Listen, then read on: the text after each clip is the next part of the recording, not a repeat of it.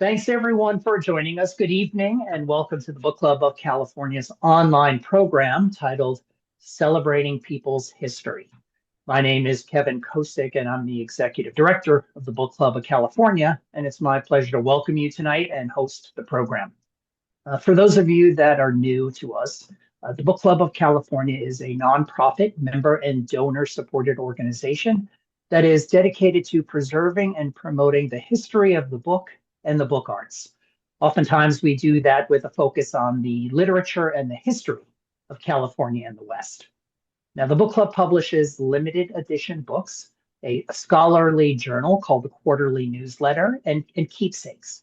We host a year-round series of exhibitions and programs like the one this evening on topics including fine printing, design, typography, bookbinding, collecting, book history, California history, print culture, and much, much more. Now, if you're not a member of the book club or if your membership has lapsed and you're interested in what we do, please consider joining our century-long tradition. Our membership dues are modest and the benefits are many. We simply can't do the work of the book club without the support of our members, so I encourage you to visit our website at bccbooks.org to join or to donate or to find out more about the Book Club of California. And now on to tonight's program.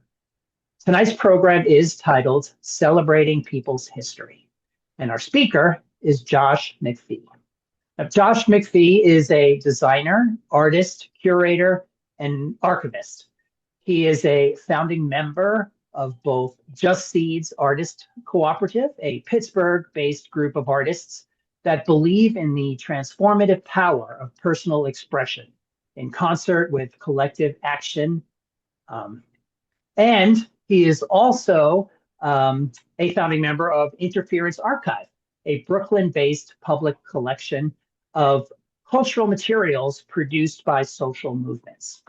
Now, he is the author and editor of numerous publications, including Signs of Change, Social Movement Cultures, 1960s to Now, and Signal, a journal of international political graphics and culture, and Strike While the Needle is Hot, a discography of workers' revolt.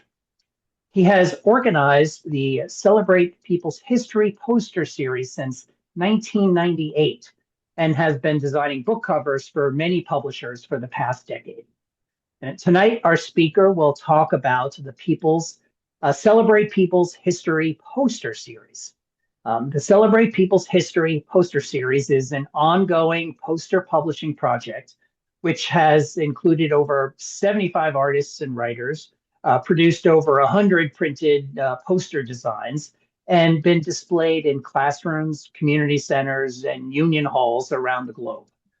The series was actually published as a book by the Feminist Press in the fall of 2010, and it has been exhibited in over a dozen cities, including New York City, San Francisco, Boston, Philadelphia and Pittsburgh, Toronto, Christchurch, New Zealand, London, and Okinawa, Japan.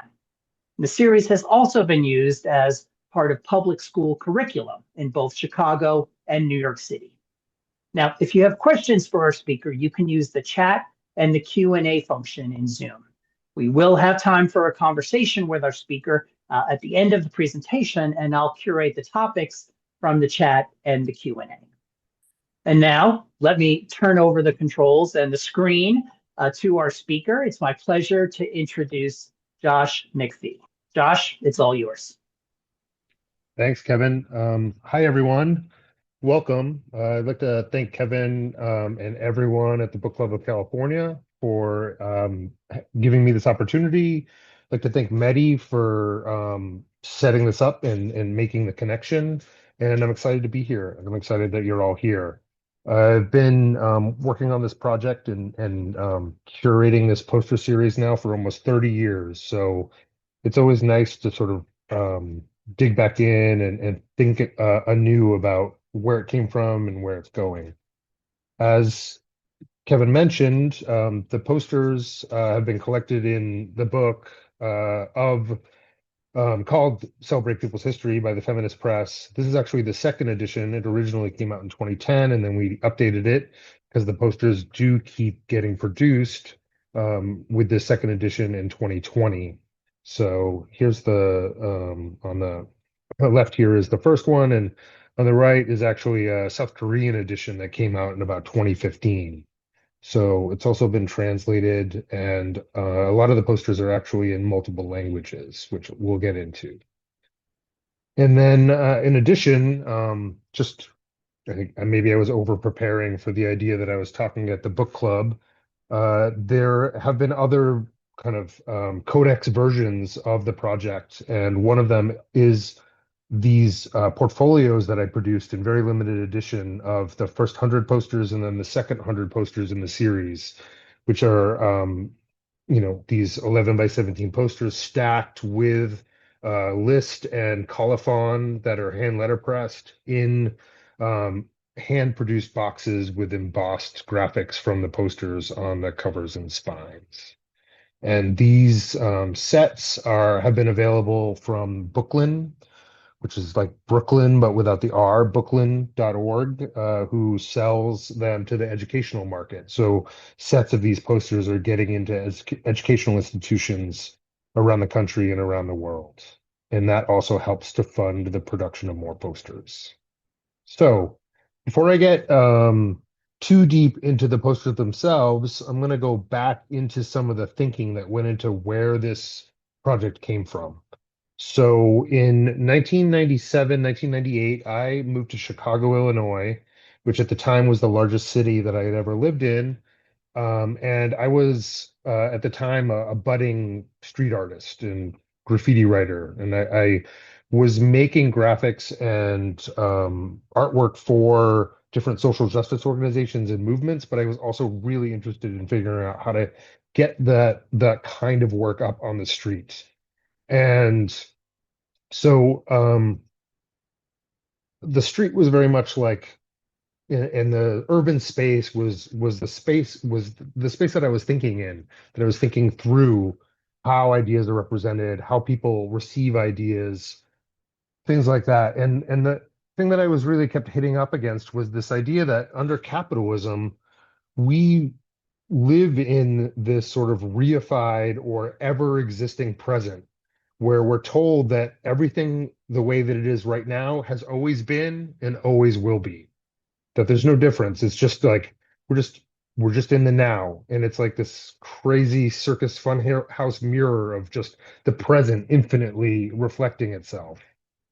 And we see that in our space everywhere we go, whether it's in the form of advertisements like this one, in which we can go back to, the age of the Neanderthals, in which the same exact social relations exist then, supposedly as they exist now, as this guy riding a woolly mammoth is getting basically mammoth jacked for his cell phone, or into the future, whether that's like in the 60s with this fantasy world in which everyone's going to have portable air conditioning machines that they carry around with them everywhere, or this ad here on the right for diesel, in which um, our future will be dystopian in that there's absolutely no water, but will be utopian in that we'll have really cool clothes to wear, and that basically the function and how people relate to each other is exactly the same. And then that just gets projected forwards and backwards infinitely. So it's unimaginable that we could exist in a different kind of world. And that's how I really, really started to get interested in this idea of history, and the idea that if we look backwards and we look at how things have been different in the past, that can be used as a tool or a wedge that breaks up this infinite present and shows us that if things have been different in the past, they can be different again in the future. And it was out of this sort of conceptual framework that the idea of the Celebrate People's History posters began, that I was looking for something that I could put out on the street that would communicate and articulate some of these ideas. And at the time, my roommate Liz Gosk was a public school teacher on the south side of Chicago, and she was extremely frustrated with the lack of materials that she had access to that represented the lives and experiences of her kids and the community that her kids came from. And so we sort of collaborated on figuring out how do we actually address this issue. And out of that were born the first People's History posters. And so um, for me, being on the street, what I was becoming increasingly aware of was that we're just barraged with messaging all the time. Here again, here we have Times Square, which is maybe a little over the top, but increasingly, every urban space across the world looks more and more like this, in which our visual field is filled with dozens, if not hundreds, of images that we're expected to process and read that are telling us what to do, where to go, what to buy. And that's not even including the barrage of images that are simultaneously we're being hit with on our phones while we're walking through these landscapes.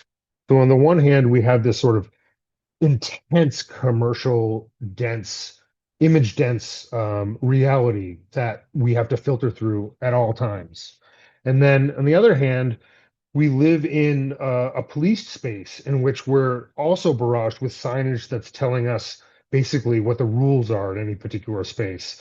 Go this speed, slow down, don't turn here, et cetera, et cetera. And as a young person that was trying to figure out how to put material up on the street that people would engage with, I started to try to think about, well, how would we put something in that space that is more sort of generative, is more generous, that someone would maybe want to look at, would get something out of, rather than trying to be convinced to buy something that they didn't really want. And at the same time, being steeped in political posters that, in particular in the 1990s and early 2000s, most of the posters that you would run into were extremely, I don't know, it's not exactly negative, but were really about how bad things were. Here's a couple old examples. The My Lai massacre, the sort of blood splatter of people being killed during the civil rights movement in Mississippi, and then a more, at the time, contemporary example of a poster about the G8 in Genoa, in which Carlo Giuliani had been killed by the police as he was protesting against the globalization of capitalism. This is also the time in the early 2000s when the Second Gulf War begins, and the streets are filled with people who are, putting up images and talking about how horrible and horrific war is. And while I think that that is important and meaningful and very valuable, I was really interested in something that um, was more hopeful and represented more of what we wanted rather than just re-representing the things that we don't want. I also was looking for that kind of my roommate Liz was looking for that kind of imagery to put up in the classroom as well. So we hit on this idea of doing a poster celebrating Malcolm X. And she found at the time what we thought was a quote, but it's actually sort of a paraphrase from the statement of one of his political organizations, but it's basically become the motto or the watchwords for the project, which is, armed with the knowledge of our past, we can charter a course for our future. Only by knowing where we've been can we know where we are and look to where we want to go. So basically, we need to know where we've been to know where we want to go, which is once you read that, once you sort of take that in, it becomes almost common sense. And this is exactly what we were looking for, which was a tool to kind of break this sense that we were trapped in the here and the now, and that we couldn't actually change things, but to say that actually things have always been different, they're changing all the time, and therefore they can be different again. So this was fulfilled the needs that I had for trying to put forward a more positive or generous message, and the exact kind of needs that she needed by putting this up in the classroom so kids would see someone coming from an experience that was shared in their community. And up until this point, when I was doing street art, I was always doing it at night. I would go out in the middle of the night. It was, it's illegal, so I would go out under the cover of darkness, be quick and stealthy. Once we got these posters printed, we printed, I don't remember, maybe 2,500 or 3,000 11 by 17 offset printed copies of this poster. We're like, what are we going to do with them? We don't know that many teachers, certainly not going to all go up in classrooms.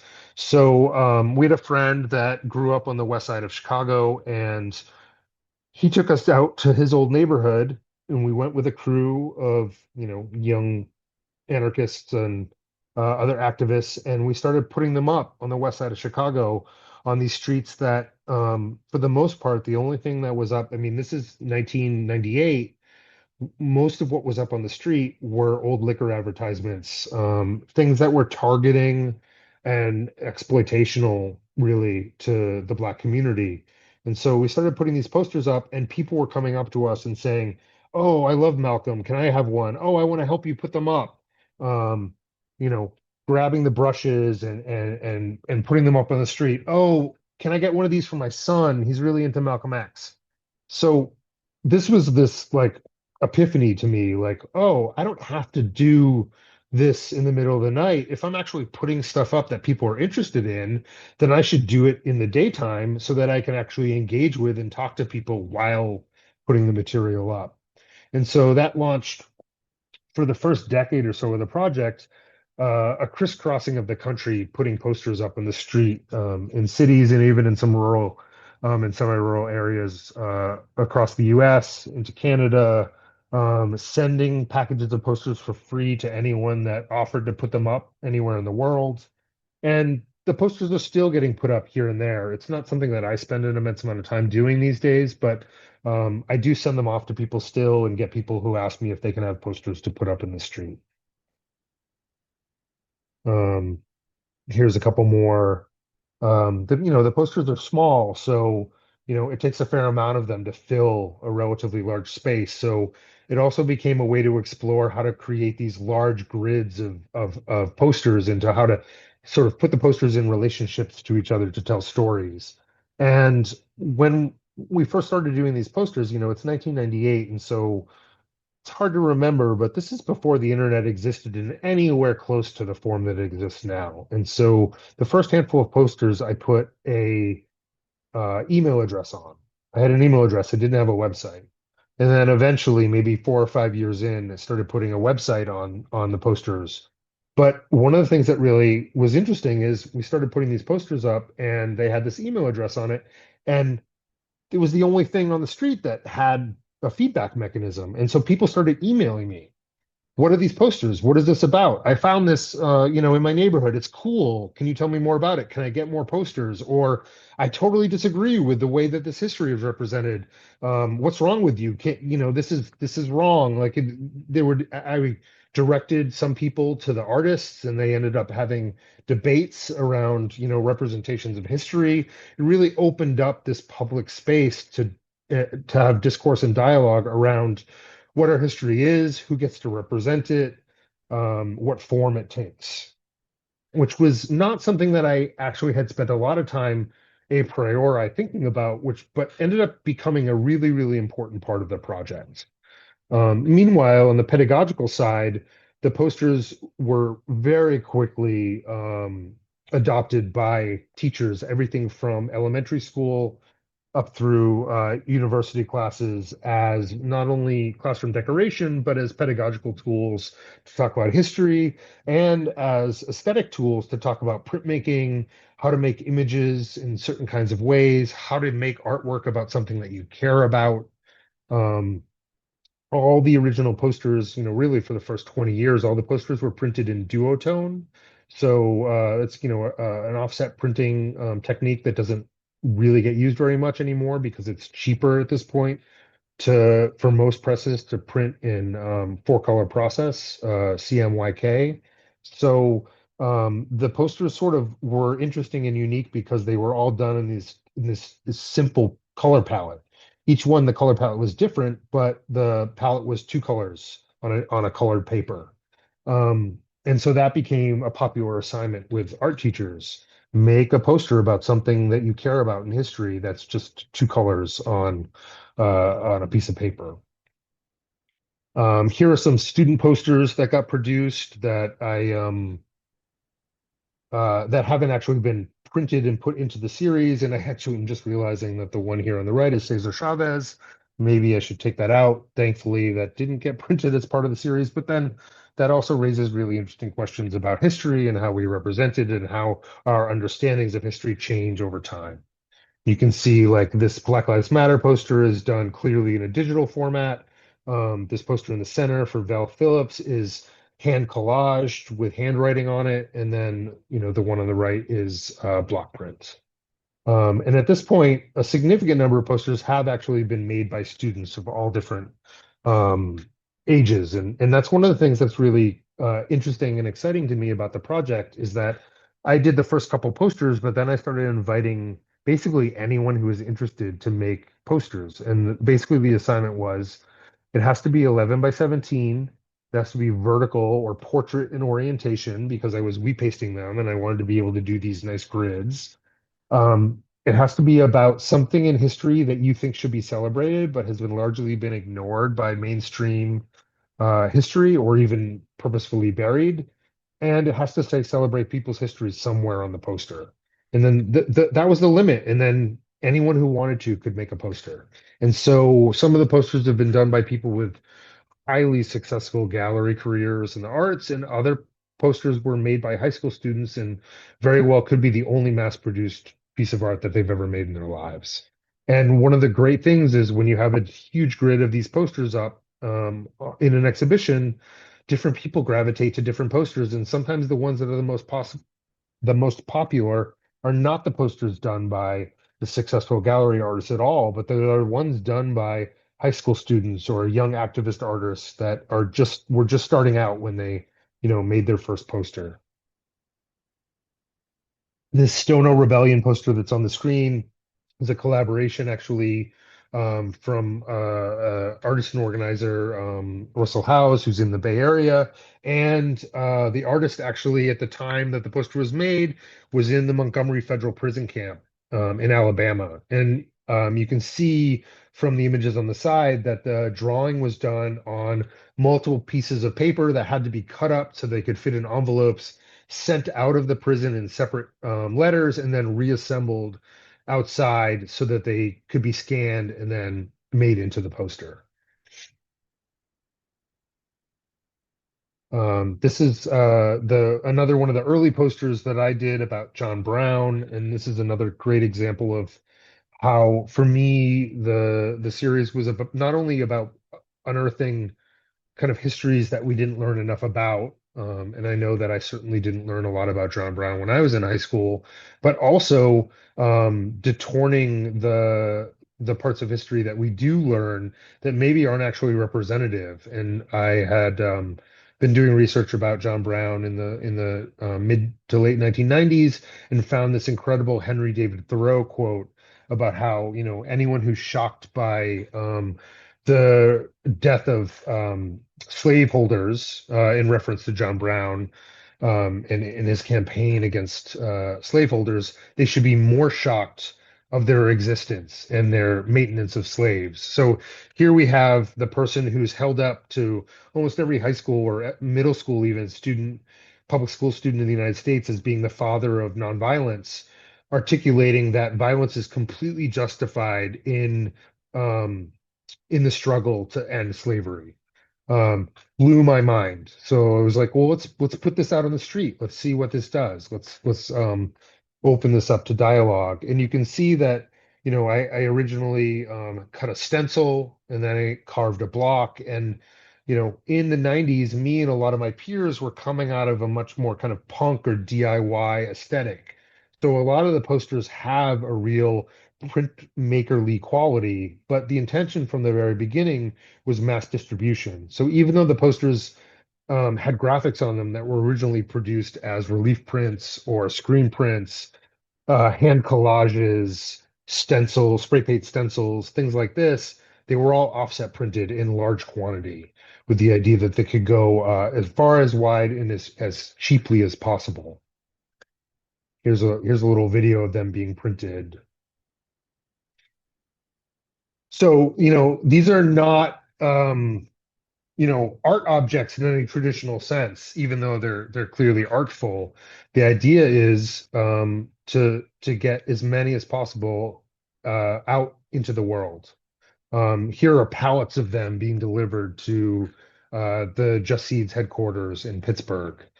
This is a large scale operation, and one of the things that is an interesting part of it is that from the very beginning, it's always been self-funded. They've never gotten grants, never gotten any large amounts of money for the project. The project has always been paid for by the selling of posters themselves. When I started, I was selling the posters for $2, I think, and now they're $6 each on Just Seeds. There's probably about a dozen to 2 dozen stores across the U.S. and in the world that sell them, mostly like radical bookstores or small kind of zine shops, and they sell them generally for $5 to $10. And I just sent the 211th to 217th poster to the printer. So now, when those come back, there'll be 217 different posters. All of those posters have been printed in anywhere from 750 to some of the ones that I've had to reprint three, four, five times, upwards of 10,000 copies. So there's pushing close to 500,000 of these posters in the world. It's an interesting example of scaling from below rather than scaling from above. That the scale of this project and the mass distribution of this project has all come from small scale distribution, posters individually put out into the world, no advertising, no, you know, no campaigns, no large funding structures. Just, originally I was investing my own money, and then the posters sold enough that they could pay for themselves. And now I actually pay the artist an honorarium as well. So at this point, I don't know, probably if you add up the stores and everything, we're, looking at, I don't know, 1,000, 1,500 posters a month are selling somewhere in the world. And then they're also being distributed in other ways as well. When I first started, I did a little subscription service. Had the idea that I would try to make 10 posters in a year and people could subscribe, but then that became untenable because it costs significantly more to actually ship the posters than it does to print them. So sending them individually one by one to people just has not been feasible. So we moved more to the model that you can see here on the right. This is Quimby Zine Store in Brooklyn here in New York, and their display of the posters, where they've got a bunch of them on the wall, they've got little images, and they've got books of them that people can flip through and choose the posters that they're interested in. Some stores have big stacks of them on tables that people rummage through. Some of them have piles, some of them have big grids on the wall, like a exhibition. Um, they get displayed and sold in all different kinds of ways. And in 30 years, they've shown up in really interesting places too. So very quickly became very popular interior decorating for college students. So here's a news story from New York Times, 2006, of an undergrad in a dorm room, and the background just happens to be this grid of 10 people's history posters, 10 of the early posters. There was a while where it get almost, impossible to go to a group house around the country where there weren't posters up on the wall. I've been in like multiple restaurants and bookstores where the bathrooms were wallpapered with Celebrate People's History posters. Here are some posters about the posters for exhibitions that have happened in Tokyo, in Ann Arbor, Michigan, and in Montreal. And it's always fun to see the people who are organizing the exhibitions, the posters that they make about the posters and what those look like. And here's a wall of posters. I believe this is actually in Cleveland.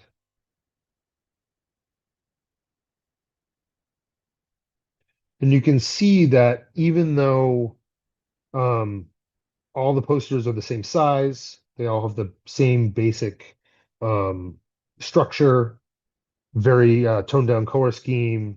They say celebrate people's history on them. They're all 11 by 17. They're clearly related to each other. but at the same time, they're a cacophony of messaging. And that's part of the idea is that history is not some simple linear path that goes from A to B to C to D, but that all of these voices are competing with each other. And not only that, but all of these voices are not the history necessarily themselves, but the representations of the history done by these amateur artists and writers and historians. The idea that we should all participate in the writing of our own histories, and that the thing about doing that is not that it's always perfect or that it's absolutely correct, but that it's our version of what happened, and we put that out with everyone else's, and all of these things are in conversation and dialogue with each other. And so you get posters, you'll get an arch pacifist on a poster that's next to someone whose key contribution was being part of an armed struggle to liberate a country in Africa, and that these are in dialogue, these are in conversation. It's not that they don't share a politic, although they're all, broadly left, but they share an idea that these are all people and groups and activities that have happened in the past that we should know about, that are important to how we got where we are, but that have been largely sidelined. And so it's bringing that all back up to the surface, and bringing up to the surface through the unique lens of the artists and writers that produce the designs for the posters. These are actually large scale 4 foot by 8 foot versions of the posters that were put on the wall of a building in Pittsburgh as part of a rotating art exhibition. So these becoming almost like mini billboards. Here's a mural in which People's History posters got painted in to the mural on the wall as sort of stand-ins or representations of the histories themselves. And it's actually been really interesting to see that some of the movements that were the least documented in their time, the posters about those movements get taken up not only by people who were part of those movements, but by other people thinking that they're actually from the movements themselves, rather than historicizing the movements, because they have become the most distributed representations of those activities, people, or ideas. Here's some recent posters. Bangladeshi garment workers movement. Beatriz Nascimento is a Black feminist in Brazil. And this is a great poster because I actually got to work with her daughter on it, in which she provided the text and the photograph, and then I did the design work to produce this so that she could use it to help celebrate the work of her mother. And then the poster on the right is about the uprisings in the suburbs of Paris and the banlieues in 2005. It was done by a young uh, French African student that was studying at Amherst, where there's a professor there who every semester does a series of posters with her students, which is incredible. And then here are three of the posters that are in the printer right now, which are a subset of three posters of all designed about labor organizing and strikes that happened in Montreal um, over the last, 40 years. And so they're all a subset, and they are all going to get distributed amongst rank and file workers and unions in Montreal, and pasted across Montreal, telling these histories. And what's really nice, in addition to each of them being very different in their aesthetics, is that they're all fully bilingual in French and in English. And this is increasingly one of the directions I've been really enjoying going with the project, is working with organizers in different places that want to do posters about history that will mobilize active populations right now and be used as direct tools of doing the very thing I was talking about before, which is using history to show that things have been different. We've accomplished things, sometimes quite significant things, and that we can look to them to learn and move forward and accomplish things to change the future. And with that, I think I'll end so that we have time for conversation. And here's a still of a project page that's up on Just Seeds, justseeds.org/CPH, where you can learn more about the posters. I have an Instagram that I don't use very much other than to just put the new posters up when they come out, at Celebrate People's History. And then there's my social media handle, and feministpress.org is where you can find the book. So thanks everyone for listening, and I look forward to having a conversation. I don't know if you could see me, Josh. I'm back.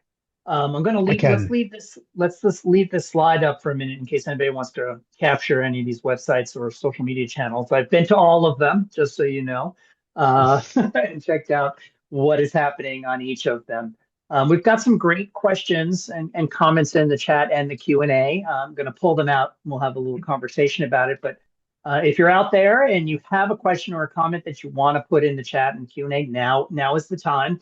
We've got about 15 minutes or so for some questions and conversation, so we can get into it. I'm going to start by saying this was incredible to hear you talk about the project, because I have been to these websites and social media channels and looked at a lot of the posters, but to hear you kind of explain the history and the origin of the work that you're doing, and where it's been and where we're finding posters now is really, it's really incredible. And I think one of the first questions that I have is how do you look at the project or any individual poster and measure success, right? The effectiveness is that something you do? And if so, like how do you do it? Um, I think that even though there's, you know, hundreds of thousands of these posters out in the world, Yeah. the success of any particular one really has to do with how any individual or group of people interacts with it. And so for me, the thing that I find the most fulfilling is that there are posters that are very successful financially.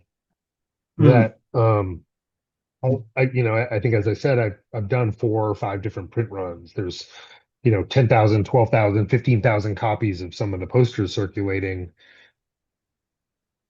That's great. But for me, the best part about that is not that those are so popular, is that those fund all of the posters that are about things that are less cool in any particular moment in which no one is buying. But that doesn't mean hmm that those histories aren't equally important, and that that poster might not end up on someone's wall and make a huge difference in that person's life, or in, a meeting that happens in that room and that is on the wall, and someone is like, oh, that's interesting. How does that relate to what we're doing? All this, of course, is speculative, but I do know that these posters play a backdrop to all kinds of activist and organizing spaces. And therefore, I hope that these histories get pulled in different, both active and passive hmm ways into how people are doing work. And that, it's not about popularity.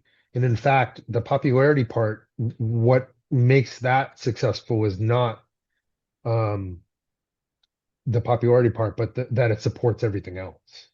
Yes. Yeah.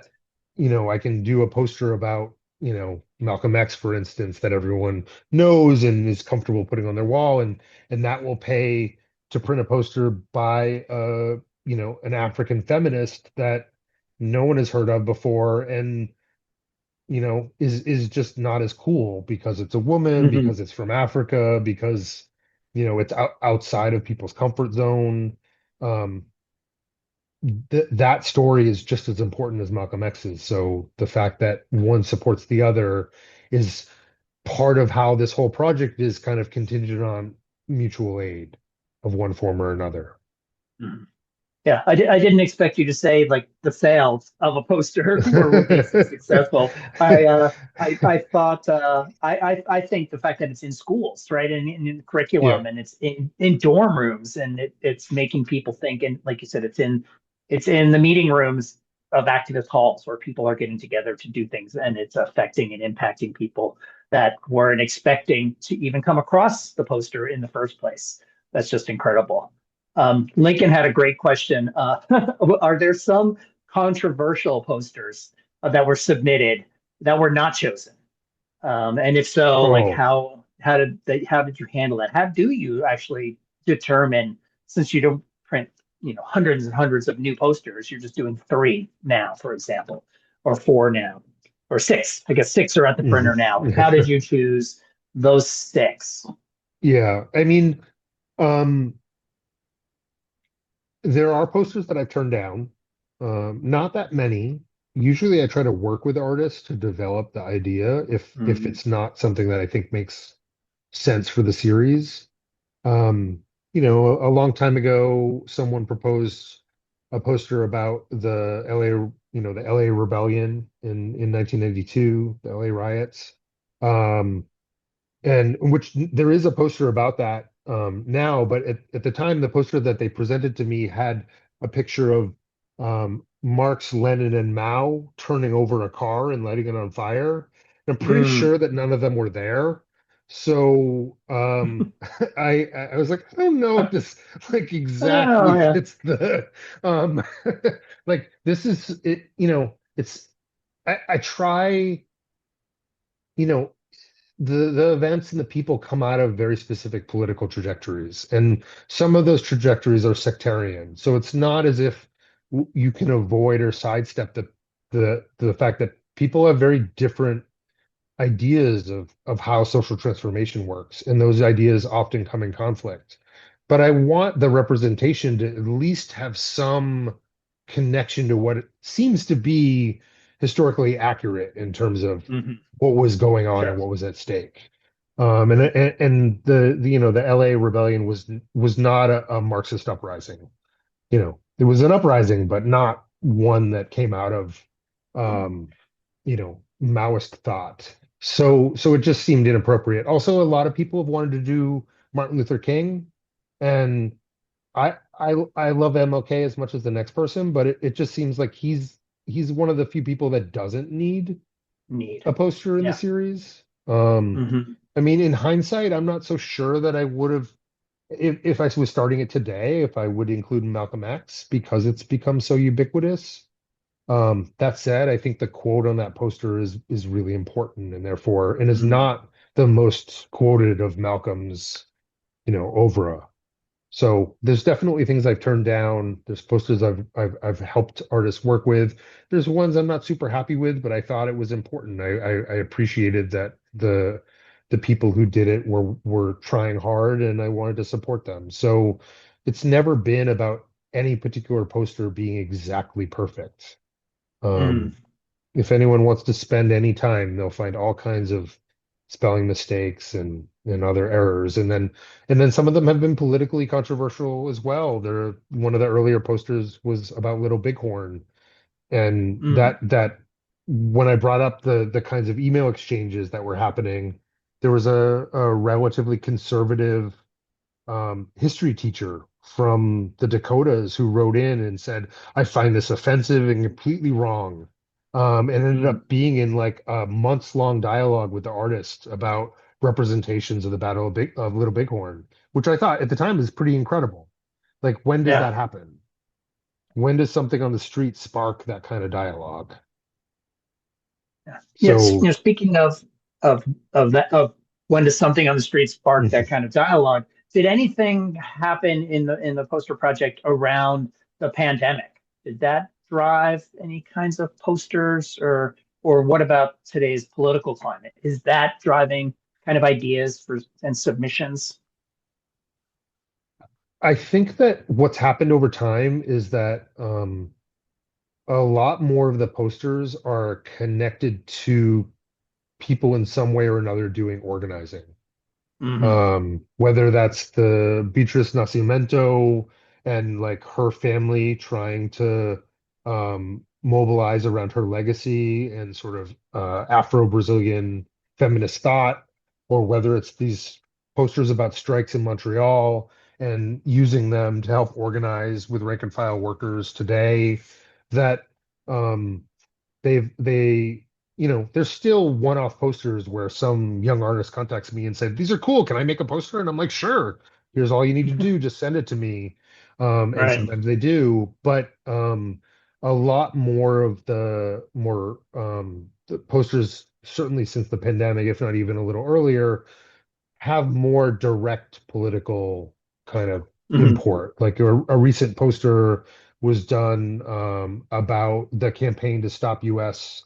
Test bombing in Hawaii and in the Pacific, and was very much connecting and about illustrating that history to bring it to the people who are doing that organizing today. So Right. these are seen as tools. Yeah, I get it. I get it. There's a great question, and it was one that I had as well, because this is a book club of California audience, and there are many collectors here. And the question came up about are people collecting the poster series? Are institutional collectors out there, or are you kind of encouraging that by maybe sending posters to an institution that wants to archive and collect the poster series? I mean, I saw that Carol Wells from Center of the Study of Political Graphics is on the call, and when I remember, I try to send try to send copies to them. Institutions,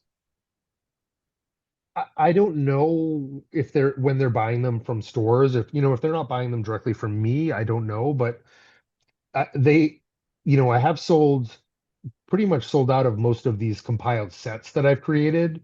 Granted, Hmm. those are quite limited so that I can sell them for significantly more money so that I can fund the project. Other projects. But but those are showing up in institutions and collecting institutions and both research and pedagogical institutions so that professors are using them with their students, which is really important Hmm. aspect of it. Individually, it's always hard to tell whether someone finds one and whether they even realize it's part of a bigger project. Even Hmm. though it has a little tagline on it that says, for more posters, go here. Um, it's never clear because I'm not, organizing some sort of like top-down promotional campaign in which you get to see them all together and, they're being like, it really is like you stumble on one and then you stumble on another and then you're like, oh, are these connected? And Mm. who knows? Yeah. I think, definitely people who come across them in classrooms see them as part of a series. I had a very interesting moment. This was a while ago now at this point, maybe 15 years ago.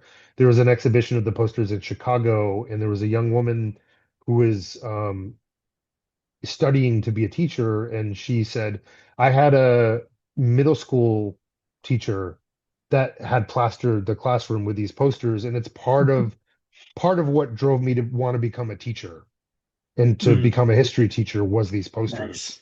And I was like Yeah. both like, whoa, that is so cool, and also, wow, I'm getting old. Um, uh, that there's like multiple generations now that are, Right. interacting with the posters. I also got out of the blue a couple years ago a request for a rights clearance from a film company because they were doing a short film about the social studies teacher of the year, who was a teacher, I believe, in Hartford, Connecticut, and her classroom was covered with people's history posters. So they couldn't film her in the classroom without capturing the posters. And then they had to legally clear the posters, the rights of the posters, so that they could make the film. So, Oh my I mean, goodness. of course, I gave them the rights, but I just thought it was really cool that this is Yeah. like, the teacher of the year, and they're like There's your covering the. stuff, right? There's the Yeah, yeah, project. Yeah. Yeah. It's so interesting because when I was looking at some of the posters that are on the website and social channels, I was like, what is this about? Like, what is this issue? I don't know yeah. anything about this. Are you constantly learning about new movements and efforts? Like, that must be overwhelming about all the things. You got a special guest there. Yeah. Um, it's great. I love it. That's one of the most exciting parts. I feel like it always keeps me on my toes because when Mhm. I get a poster, I have to do my own research. because I'm like, Yeah, oh, what is this? I don't know anything about this. Is this like close enough to what I can glean is the rough history that I don't feel like I'm never trying to police the representations in a super direct way. The LA riots example aside, but I don't want to like purposefully put out willfully falsified, information, exactly. of course. Yeah. So no. Um uh so um so it's always a learning experience. It's Yeah. like, whoa, one of the posters that just went to the printer is for like a activist musician, dock worker from South Africa, who was part of the ANC, the South African Communist Party, and wrote all these anti-apartheid songs. Never heard of him before. When did all this Right. research, it's incredible. So much fun. Now all that fits in your brain. All of those many issues and topics and people, and that's crazy. Speaking, you mentioned policing, and there's a great question. And one of my thoughts is, has there been kind of backlash to some of these posters? Have they been torn down, or are they censored in any way? And like, what's happening out there actually on the street or in the classrooms? Are you seeing anything like that? I haven't heard a lot about that. I mean, when I Hmm. put them up, they would get torn down, but it was usually unclear whether that was just graffiti Right. removal or whether that was ideological in any way. Yeah. Um, I, I I have pictures that people have taken of them up in lots of places, and rarely are they written on. So it's not like Hmm. someone's like crossing things out or I have not faced any significant um direct sort of pushback. And, they've been exhibited lots and lots of places, at a lot of universities, and never has there been a request to remove the ones with guns on them or Mm. to remove the ones about Palestine or, that's never been an issue. And Hmm. as far as I know, it's never been an issue with them displayed. No one's ever, you Nice. know, taken one down or wrote on them or, it's Hmm. I think partly because there's so many and they get displayed in this huge format that it's Hmm. so cacophonous, um, Yeah. that it really is about like history is lots of people yelling at us, not I'm not trying to shove some singular idea down anyone's throat. Hmm. That's not what this series is about, for It's better or for about. worse. Yeah. I like to think that if people are taking the posters down, they're taking them down to collect them, to take them Yeah. home and put them on Yeah. in their because you showed us that great article from the I think it was New York Times, the Yeah. dorm room display. You said you've been to bathrooms where like a whole bathroom is plastered with them. I love how they was worked into that mural. That that wasn't Yep. part of that movement, but they used it in the mural. Is there a place that you unexpectedly came across or heard about the posters being displayed, or I an mean, that's unusual that's place or unexpected? Yeah. I mean, that's one of three murals that people have sent me photos of with the posters in Oh, them. One of them was in Northern Ireland, okay. Wow. which was cool. Yeah. Um, you had mentioned at the beginning the exhibition of the posters that was in Okinawa. That happened, I learned about it after the fact, and the posters were all put up on display on the fence around the U.S. base as part of the protest against the U.S. military occupation of Okinawa. So Mm-hmm. it was like simultaneously exhibition and protest, which I thought was Yes. really cool. Yeah. Um, they've shown up in PDXs on military bases in the US, which is nice. Hmm. There's a Yeah. number of posters about veterans and veterans movements. Um, so those have filtered into and been used by groups like Iraq Veterans Against the War, and which is about now become about face. So yeah, Hmm. I don't know about like the most surprising. I mean, there's been bootleg posters I've seen, which is cool because it's I don't know. I don't own the words celebrate people's history. I mean, most people associate the project in a way with like, is this an illustration of Howard Zinn's People's History of the United States? Which it's interesting Mm, because that was not a conscious reference point at the time. It really was kind of came out of this Malcolm X quote and thinking about street art in classrooms. And only in hindsight, of course, must have been kicking around in our heads. That's probably where the name mm, came from, even though we weren't conscious of it.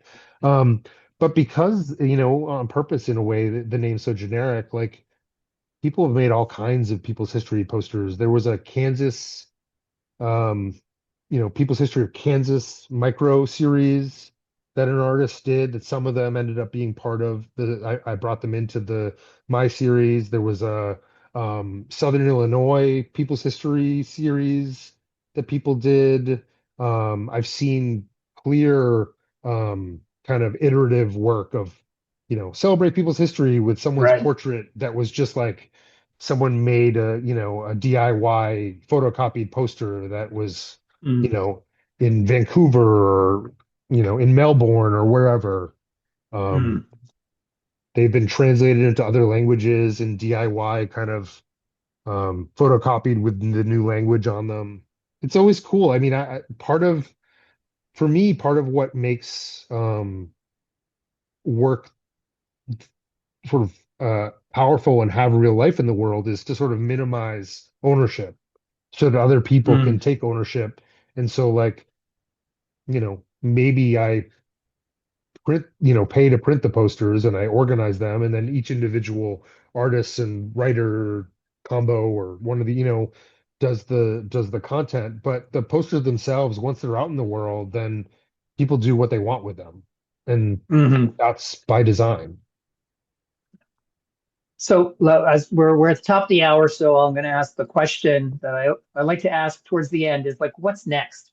Are there more exhibitions coming? I think you mentioned that some of the things you were focusing on were more bilingual kind of stuff, or you were excited by the three posters that had Yeah. a bilingual nature, and more a focus more on activating populations like now, like to get that uh, in effect now. So what's Yeah. next?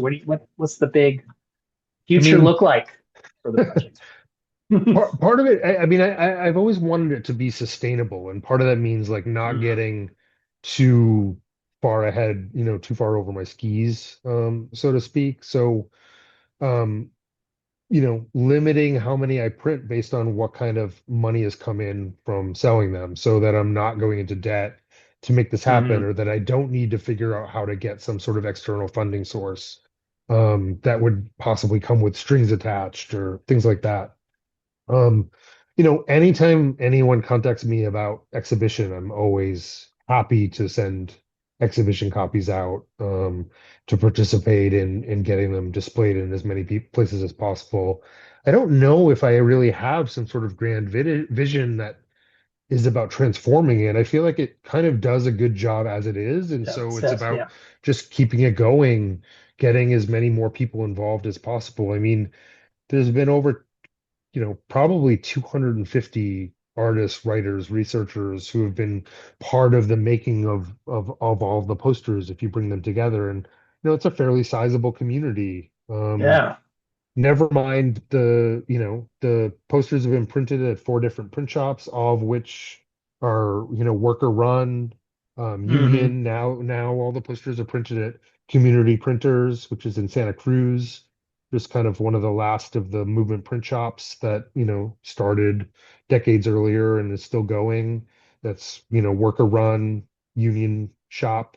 So it's trying to, make the project as sustainable, as thoughtful, and engage with as many people as possible, and to just kind of yeah, like move that forward. I mean, if anyone has any great ideas, I'm all ears. You know, it's not something that I've ever really tried to take a lot of money out of. So like, so it's not like the project is paying me to turn it into something else. right, And there's probably that has limited it in some ways, but it also has made it sustainable. That, it just is what it is, and people like it, Hmm. and it moves forward, and more people connect and engage, and it just grows in a sort of rhizomatic way rather than like it getting dumped on everyone from above. Like, I just want, just the shoots to keep going Yeah, out and keep growing and yeah, see where it can go and see what happens and see who engages. yeah. Yeah, I think it's amazing as is. So I'm not trying to say like you need to Oh, do no, no, no. more, you need to do something different. I think it's incredible. I And the mean, fact I've that thought it of has been, Yeah. yeah. I've thought about like what would it mean to invite like a steering committee of like, Mm, a half dozen people who then like, solicited posters more actively and brought, but like I, one of the things that's been nice about it is there's no bureaucracy. yeah. The like idea to poster is about as, those markers are about as close together as you can get with Yeah. other people involved. And that directness and that sort of do-it-yourselfness, I think, is meaningful. It makes the project approachable, Yeah. something that people can see themselves in, rather than Yeah. like some grand thing that how could I ever do that? How could I ever be part of that? Mhm. Anyone can be part of it. That's Yeah. that's a core part of it. Yeah. Yeah. I think you don't want to change the DNA of Mhm. the project, right? It's Yeah, working as it is now. Yeah. yeah. We before I sign off, I'm going to just say that we have someone actually in the audience today who worked at community printers in Oh, Santa awesome. Cruz back in the 80s, who worked on posters like yours, and she's here in the room. Kate Hitt. I don't know if you know Kate. Um, but with that, I'll see. Do you have any parting words that you want to share with us before I move to a sign off there, Josh? No, I mean, thanks again for the opportunity. Thanks for everyone for listening. Check the posters out if you haven't already. If you're an artist, designer, writer, or just interested, drop me a note. I'd love to get you involved. And yeah, I mean, let's just keep rolling the ball forward. And we'll send out your contact information to everyone who's here, so you Great, can hopefully expect to hear from some book club members and supporters after today. awesome. So. So I'm just going to say thanks. Thanks, Josh. This was great. I learned a lot. I'm so fascinated. Now I want to go see more of the posters. I can't believe there's 217 to be Yep. Gonna 217 be posters. 217. That's crazy. So thanks for doing this for us. I know it's late where you are, so you can go have the rest of your evening, knowing that is a job incredibly well done and so interesting. And thanks everyone out there for attending this Book Club of California program. Appreciate you spending your evening with us. Just a reminder that you can register for any Book Club of California program online at bccbooks.org/programs, or using the email that you're probably getting from us with our programs. In it, you can click on the link and register for an in-person program or a virtual program. So thanks everyone for joining us. I hope you have a wonderful evening. And we look forward to having you at another Book Club of California program in the future. Thanks, everyone.